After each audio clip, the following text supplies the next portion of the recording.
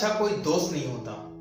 जो इंसान किताबों की अहमियत को समझता है वही दुनिया में सबसे ज्यादा ज्ञानी बनता है, सबसे ज्यादा नॉलेज वाला बनता है।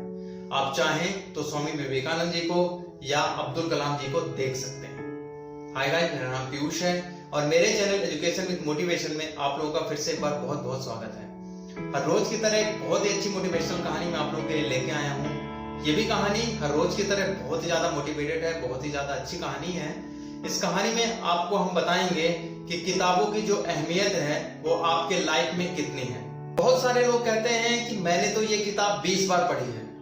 तो किताबें पढ़ना मायने नहीं रखता है, किताबों से आप सीखते क्या हैं वो मायने रखता है। तो इन्हीं सब चीजों को सिखाने के लिए, इन्हीं सब चीजों को बताने के लिए आज की कहानी मैं लेके आया हूँ। तो कहानी में आप लोग लास्ट तक बने रहिएगा। कहानी बहुत ज्यादा अच्छी है, बहुत ज्यादा मोटिवेटेड है। लेकिन हाँ, उससे पहले जो लोग मेरे चैनल पे नए हैं वो प्लीज मेरे चैनल को सब्सक्राइब कर लीजिए, बेल आइकन को प्रेस कर लीजिए, जिससे YouTube पे मैं जब भी अपनी कोई नई वीडियो अपलोड करूं तो उसकी नोटिफिकेशन आपको मिलती रहे। और आप मुझे सोशल मीडिया प्लेटफॉर्म पे भी फॉलो कर सकते हैं, लिंक मैंने डिस्क्रिप्शन में दे दिया है। तो बिना देर किए हुए आइए कहानी शुरू करते हैं। एक बार एक आदमी रेलवे प्लेटफॉर्म पे अपनी वाइफ के साथ किसी ट्रेन का इंतजार कर रहा था। उसको ट्रेन से कहीं जाना था और वो बहुत ज्यादा बेचैन था, बहुत ज्यादा परेशान था, शायद उसको लेट हो रहा था। तो आदमी बैठा हुआ कभी प्लेटफॉर्म पे इधर जाता था, कभी उधर जाता था।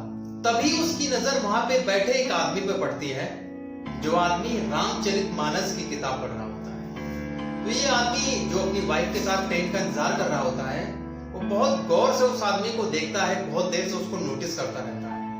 और थोड़ी देर बाद जब इस आदमी से रहा नहीं जाता है तो ये जो आदमी किताब पढ़ रहा होता है उसके पास जाता है और बहुत ही अजीब बिहेव के साथ कहता है कि ये तुम क्या पढ़ रहे हो, ये बुक तो मैंने 20 बार पढ़ रखी है।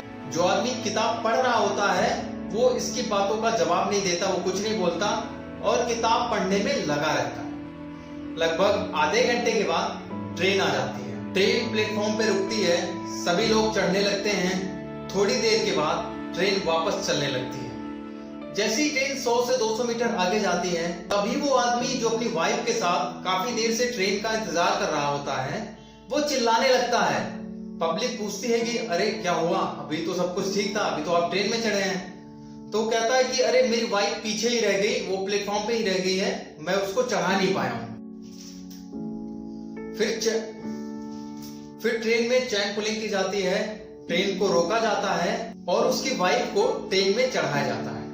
दोबारा से वो ट्रेन फिर से चलने लगती है। तो वो आदमी जो रामचरितमानस की किताब पढ़ रहा होता है वो भी इसी डिब्बे में चढ़ा होता है और इन सारी चीजों को वो देख रहा होता है। तब वो आदमी जो रामचरितमानस की किताब पढ़ रहा होता है वो दूसरे आदमी जिसकी वाइफ छूट गई थी उसके पास जाता है और उससे कहता है कि तुम पूछ रहे थे ना कि मैं जो किताब पढ़ रहा था, इसमें लिखा हुआ है कि भगवान श्री राम जब लंका पर विजय प्राप्त करके अयोध्या के लिए पुष्पक विमान से निकलते हैं तो वो पुष्पक विमान में पहले सीता जी को बैठाते हैं, उसके बाद वो खुद बैठते हैं। तो अगर तुमने रामचरितमानस को अच्छे से पढ़ा होता और उस किताब से सीख ली होती तो आज तुम सबसे पहले अपने वाइफ को चढ़ाते, उसके बाद तुम चढ़ते। तो दोस्तों, कहानी बहुत छोटी थी लेकिन बहुत कुछ सिखाती है आपको। किताबों में लिखे हुए किसी भी शब्द या किसी भी वाक्य को हल्के में नहीं लेना चाहिए। उनमें जरूर कोई ना कोई गूढ़ रहस्य छिपा होता है जो हम लोग समझ नहीं पाते, और अगर हम समझ जाते हैं तो हम ज्ञानी बन जाते हैं। तो दोस्तों, आगे से जब भी आप किसी किताब को पढ़िएगा तो उसके हर वाक्य, हर शब्द को समझने की कोशिश कीजिएगा, तभी आप आगे चल करके बहुत बड़े ज्ञानी बन सकते हैं। अगर आपने भी हर किताब को हल्के में ले लिया कि हाँ हमने तो बस किताबें पढ़ी हैं, तो उसका पढ़ना ना पढ़ना सब बेकार है, सब एक बराबर है। तो किताब जब भी पढ़िए अपना ध्यान लगा करके उसको समझने की भी कोशिश कीजिए। बाकी आप लोग समझदार हैं। तो दोस्तों, कहानी कैसी लगी आपको? आई होप आपको अच्छी लगी होगी। अगर अच्छी लगी होगी तो कमेंट सेक्शन में जरूर बताइए।